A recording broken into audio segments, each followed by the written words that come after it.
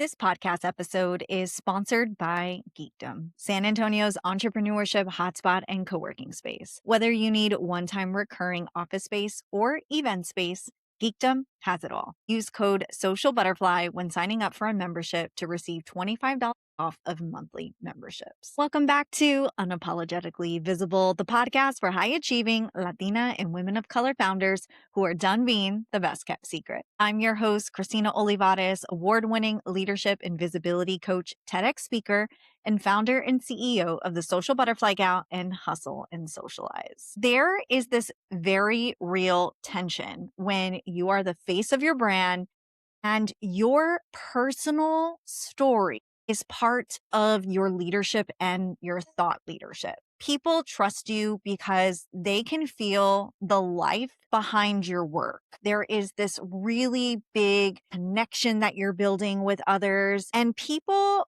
are not just buying your strategy, your process, your framework when it comes to your offers. They are also paying attention to how you move through life and how you move through your business, how you make decisions, how you recover when you might make a misstep in your decision-making processes, how you speak about your growth and the grief and the pivots, all of the disappointments, your money, family, identity, leadership, and most importantly, your whole entire becoming. To be able to build know, like, trust, and connection with your buyers is such a beautiful thing, but it is also a very complicated thing.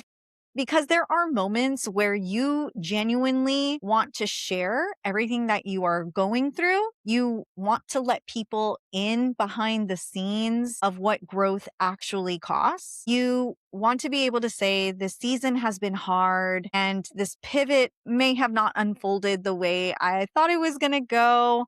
But another part of you pauses when you think about telling truthfully that you're still figuring things out. And the pause happens because something in you knows that not every part of your life is meant to be turned into content. I mean, think about it. Prior to social media, we would either share these experiences face to face with people that we trusted, or we wouldn't even share at all. And now suddenly we are creating content and being very vulnerable and very truthful, and it could be very heavy. Something in you knows that being transparent doesn't mean handing people full access to all of your pain. And something in you knows the difference between being honest and transparent or just being consumed by all the nosy people. That is the tension that I want to talk about today. This whole entire episode is about the common struggles and the tension that you might be facing when you decide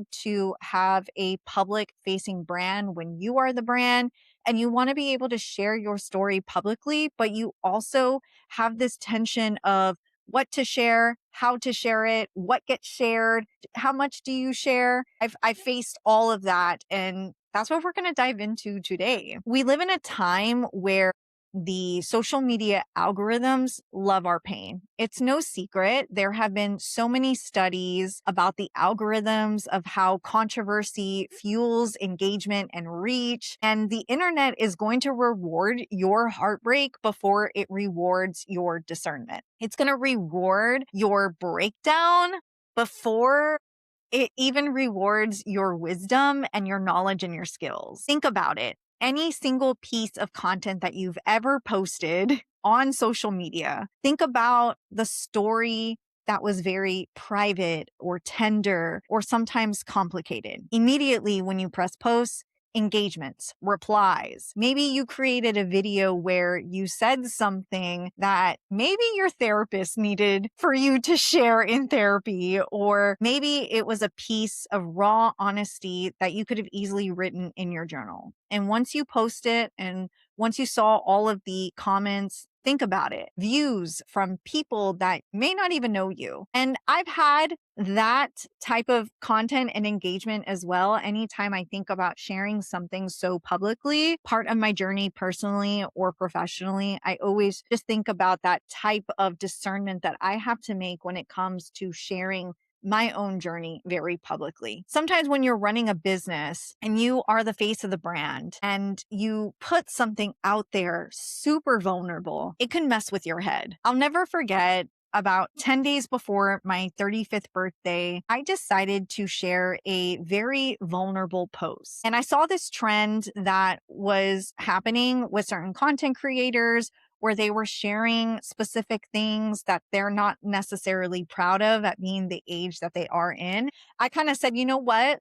I want to see what the algorithm does with one of these posts. And I posted it, and it was very vulnerable, and I meant every word that was in that video. But the responses made me think twice because number one, that video reached 10,000 views within less than 12 hours. And I think about all of my other videos that I have posted where I'm actually sharing my knowledge and my wisdom and my skills, or where I'm talking about the work that I do.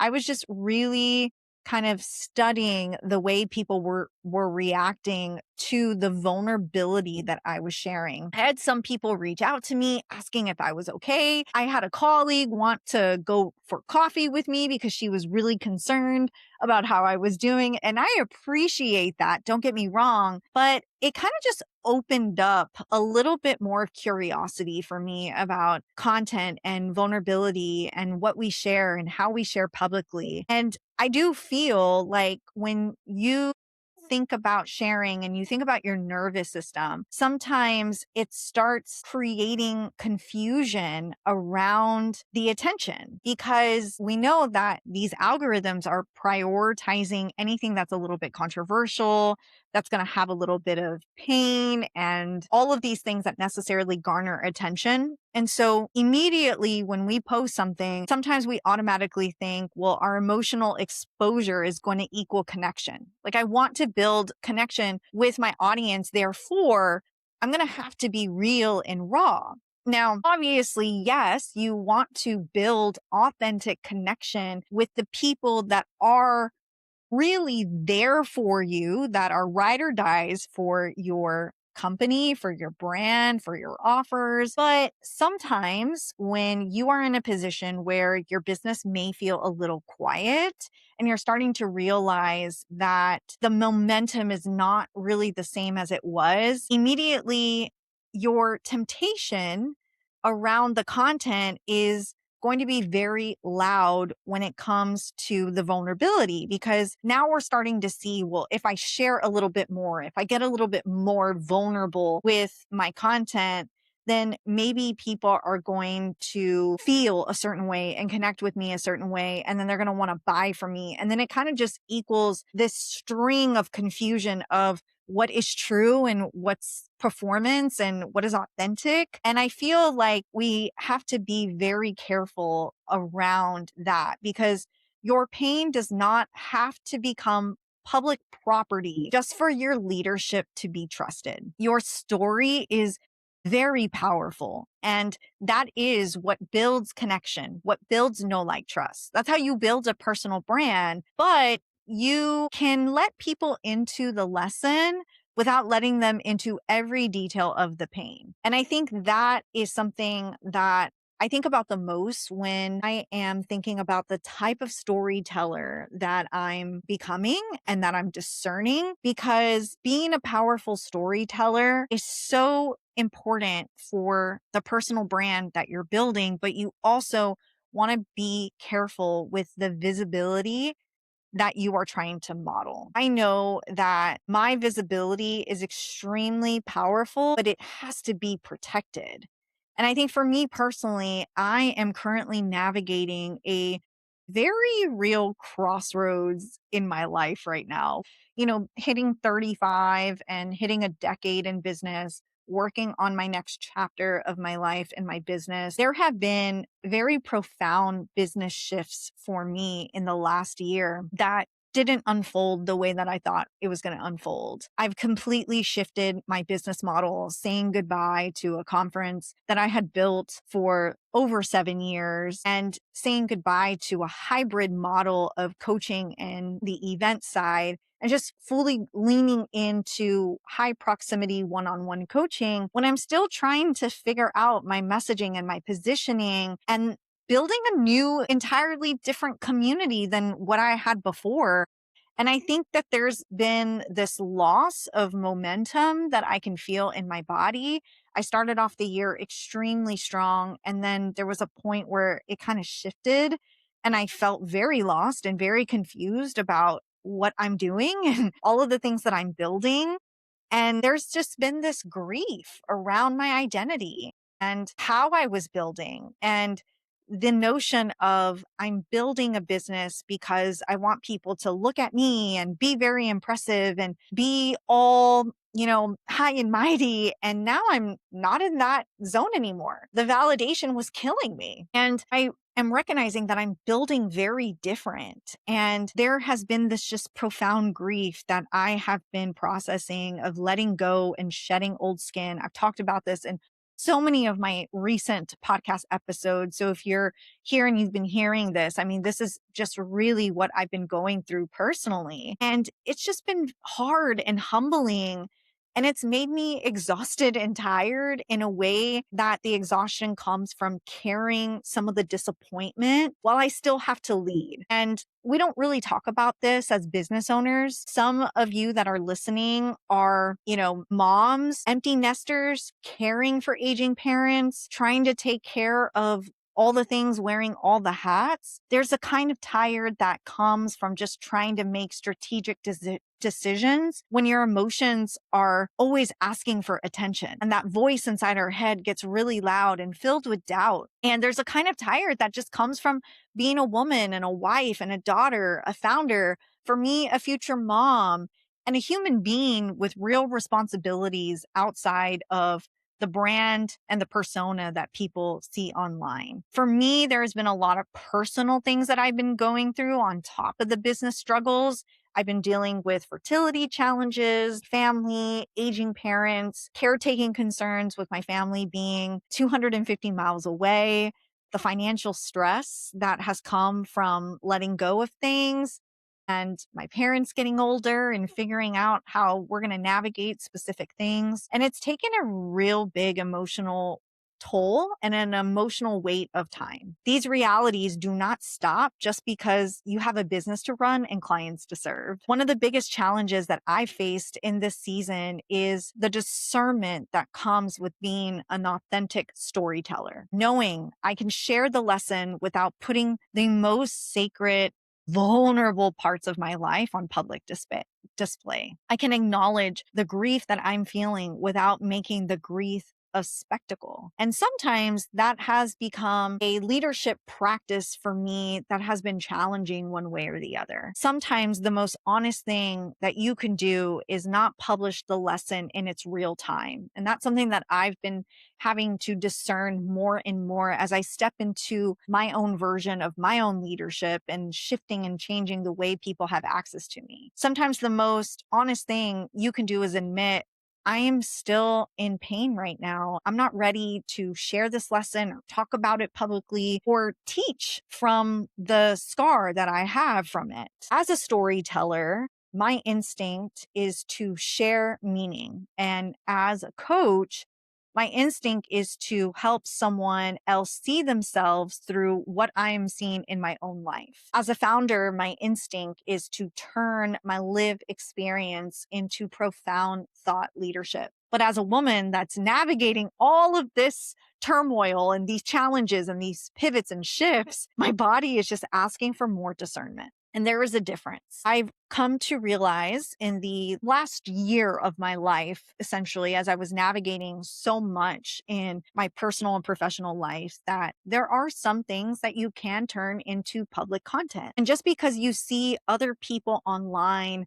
that are sharing so much vulnerability in real time doesn't mean that you have to do that right here in the now. Obviously, there's a time and the place to create things for public content, But if you are just trying to stay above water and trying to understand your own emotions, maybe you are not emotionally available to share that publicly. I'm recognizing for me that some things are just for my clients, some things are only for my inner circle, and some things that I'm experiencing right now are for me, my husband, God, and the people who have earned the right to hold myself and to hold space for my current reality. And the more that I sit with that, the more that I believe it makes my work and my coaching and my leadership so much more potent. Because I'm recognizing that my best clients are not attracted to me because I perform my pain. My best clients are not wanting to work with me because they see vulnerable shares. They are attracted to me because I know how to lead in times of strife. I know how to lead from the truth, and I know how to lead without abandoning who I am at my core. Discernment comes into full play when it comes to the struggle. And especially when your business feels uncertain, you might start feeling the pressure to be more visible. I mean, think about it. Anytime we are seeing a little bit of lost momentum, immediately the answer is always be more visible, talk on camera, be visible as much as you can, go to the networking events, do all the things. And I do feel like when things are working and it's a little bit more steady, it's easier to be discerning. You can share all of the lessons after you have moved through these crazy aspects of your life and your business. And I feel that's when you can let things breathe. But when things feel a little slow, when business is not moving fast enough and your community kind of feels quiet, when your offer feels harder to communicate, sometimes you start thinking, what is happening? And then your mind starts racing and it's reaching for answers of strategy for proof. And then you start saying, well, maybe I should really publicly start saying what's happening. There's that tension of sharing the journey, bringing people along the ride for the journey. We see this with a lot of business owners who are starting their public journey of putting themselves online and taking people into the fold. And that's great. And that's awesome. And it does work. But sometimes there could be this public pressure to always be vulnerable and share so much publicly that sometimes it blurs the lines of the trust and the vulnerability that comes from that trust. When you have built a brand from your voice and your story, sometimes you feel like the silence can be a little bit riskier. And discernment can feel like you are withholding the very thing that have made people trust you in the first place. So you start negotiating with yourself and you tell yourself, well, I'm just being transparent. Underneath that transparency, there may be a quiet need for reassurance. So sometimes when you start sharing things publicly and leading people into the journey, you kind of tell yourself, well, I'm going to do this because I just want people to understand who I am at my core. And underneath that, there might be a big fear that if they do not understand, they're going to judge you, leave you, they won't see your value.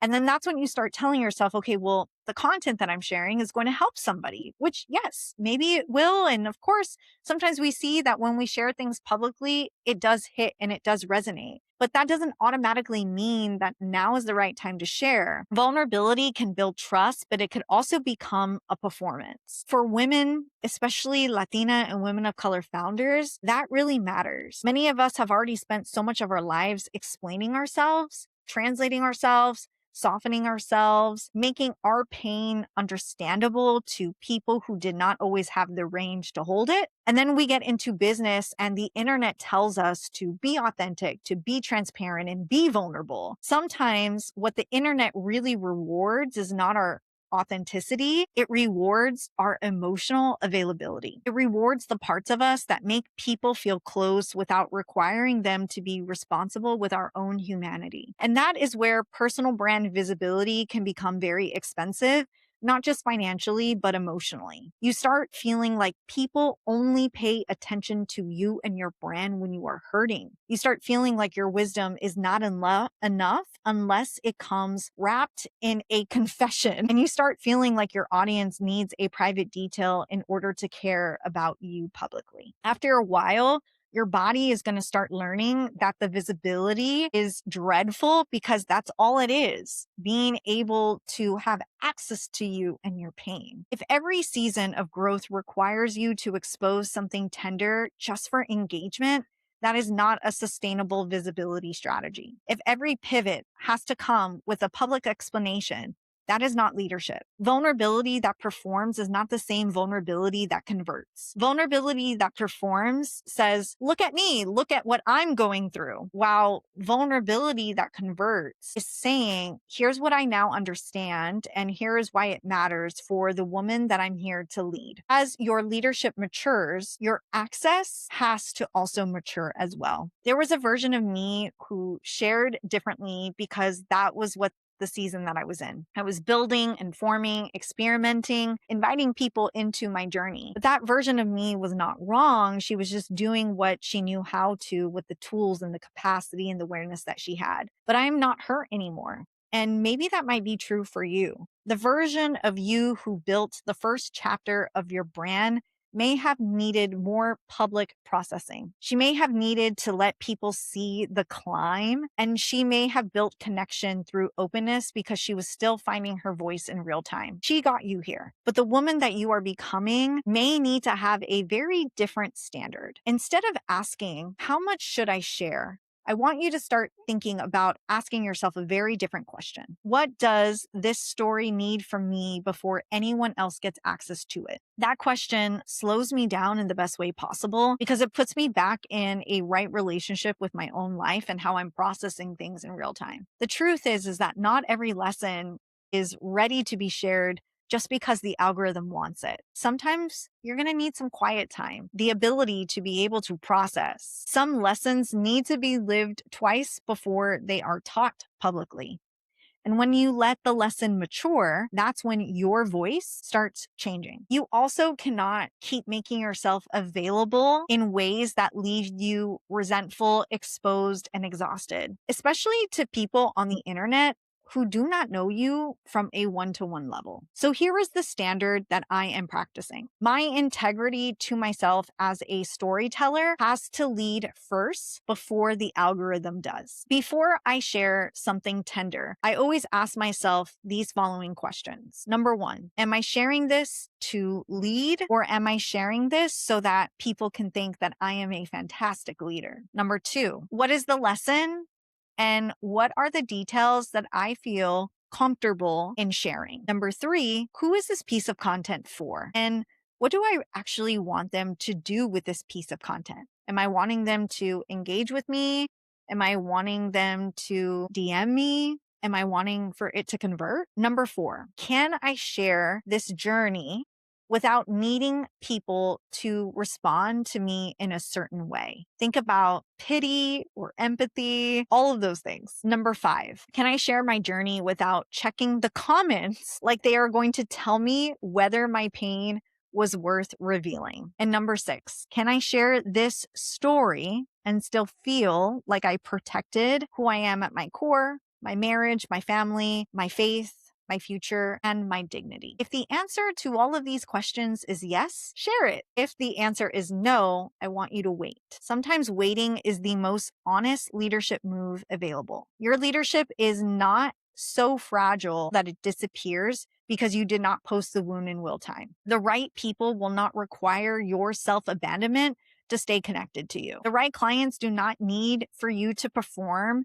pain in order to trust your depth and your leadership. The right community can handle your evolution as it is being processed. So if you are in a tender season right now, I want to offer you this mini coaching session. Think about the thing that you have been wanting to share. Then ask, what part of this belongs only to me right now? What is the public lesson that I can share with integrity? Maybe you do not need to share the whole story. Maybe you just need to share a little sliver, and that can be enough. If you know your visibility needs to mature because the woman and the leader and the business owner that you are becoming is not fully reflected in your messaging, your story, your offer, your content, that is the work that I do inside my private coaching. My private coaching is a year-long coaching relationship. It is very strategic. And this is where your business, your identity, your visibility and your leadership are all being recalibrated. I want to invite you, if you're in that season right now,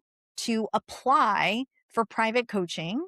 The link to the application and the information is in the show notes below. If you resonated with this episode, here's what I want you to do next. Subscribe and leave a review, because that helps this podcast reach more women like us, women who are never meant to stay hidden, women who are meant to be highly visible leaders. Share this episode with someone you love who is having a little bit of a tension and challenge with sharing their story publicly. And DM me on Instagram at the Social Butterfly Gal. Tell me your biggest reframe and your biggest breakthrough from today's conversation. And if you're feeling the call to go deeper, to recalibrate your personal brand, leadership, and your visibility, I would love to support you through one-on-one coaching.